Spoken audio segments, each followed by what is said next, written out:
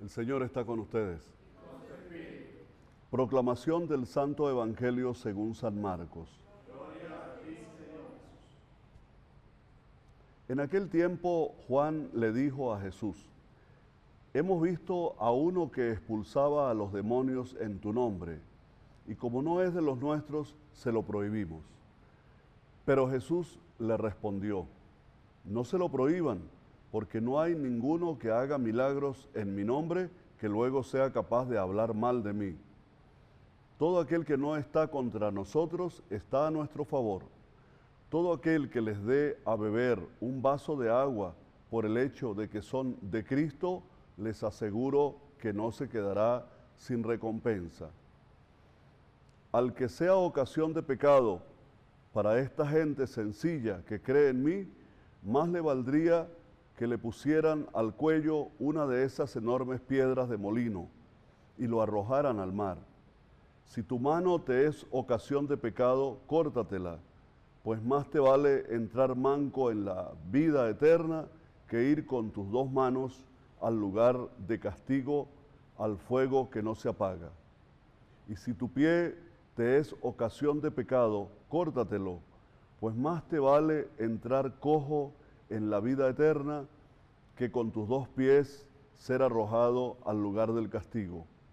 Y si tu ojo te es ocasión de pecado, sácatelo, pues más te vale entrar tuerto en el reino de Dios que ser arrojado con tus dos ojos al lugar de castigo, donde el gusano no muere y el fuego no se apaga.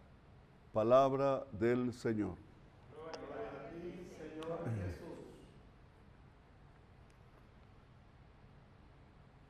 Muy bien, hermanas y hermanos, acabamos de escuchar el Evangelio de Marcos, ¿verdad? Ese es el Evangelio que estamos meditando en este tiempo ordinario, ¿no? En este tiempo en el que usamos el color verde, que es el tiempo ordinario a nivel de la liturgia. Y en este Evangelio de hoy nos encontramos con esa dimensión universalista abierta de Jesús. Jesús está abierto a todos. Jesús no está montando una secta, no está fundando una secta, un grupo cerrado. Esa actitud que es abierta frente al pequeño grupo de los discípulos que lo acompañan. Y que fácilmente estos discípulos han caído en una actitud sectaria desde que se constituyeron como grupo. Eso nos pasa a todos. Nos creemos que somos los únicos, que somos lo más selecto de la fe. Tal vez porque venimos a misa el domingo, o tal vez porque pertenecemos a un grupo, o quién sabe por qué. Porque mi iglesia es la iglesia más pura. Cuidado con eso. Eso le pasó a los discípulos. En este evangelio lo notamos. Los discípulos creen que el único que tiene el monopolio de liberar a la gente, de sanarla y de levantarla, es Jesús. Y el grupo, su grupito cerrado. Van a Jesús con semejante queja.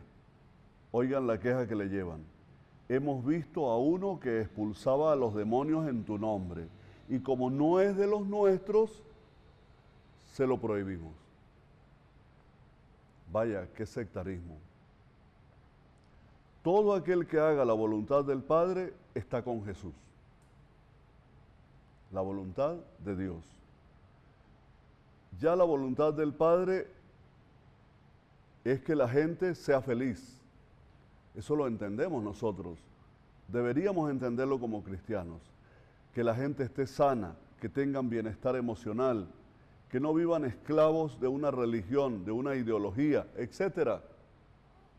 Luego, si hay un luchador social, un profesional, un católico, un filántropo amoroso, dedicado a servirle al pueblo, ¿se lo vamos a impedir porque no es católico? porque no pertenece a nuestra iglesia, le vamos a impedir que no haga el bien. Si una persona está haciendo el bien, entonces está haciendo lo que a Dios le gusta.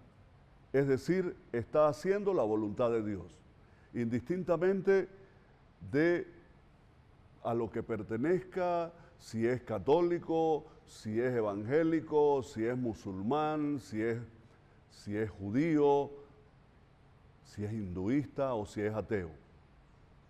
Conozco muchos ateos que me edifican y son mejor cristianos que muchos de los que se dicen cristianos. ¿De qué nos vale alguien muy religioso y apegado al cumplimiento de preceptos, de reglas, si es un egoísta que no le importa a la gente? En este evangelio Jesús rechaza de manera rotunda la actitud de sus discípulos, porque quien desarrolla un trabajo humanizador ya está de algún modo vinculado con Jesús. Esto del seguimiento no es un monopolio de nuestra Iglesia Católica, ni de ninguna iglesia. Si sirves con amor al prójimo, si vives para generar la unión y no para dividir, para que acontezca el encuentro y no la discordia, entonces tú eres de los de Jesús, porque eso es hacer la voluntad de Dios. Otro elemento de hoy es el pecado del escándalo que aparece en el Evangelio, ¿no? Él dice, no escandalizar, dice el Evangelio, no escandalizar a los pequeños, ¿no? Vamos a ver dónde encontramos al que sea ocasión de pecado para esta gente sencilla que cree en mí, más le valdría que le pusieran al cuello una de esas enormes piedras de molino y lo arrojaran al mar. Es decir, el escándalo a los pequeños, a los sencillos. Entonces, hay que tener mucho cuidado con eso, ¿no? Los escándalos morales, ¿no? Escándalos imperdonables.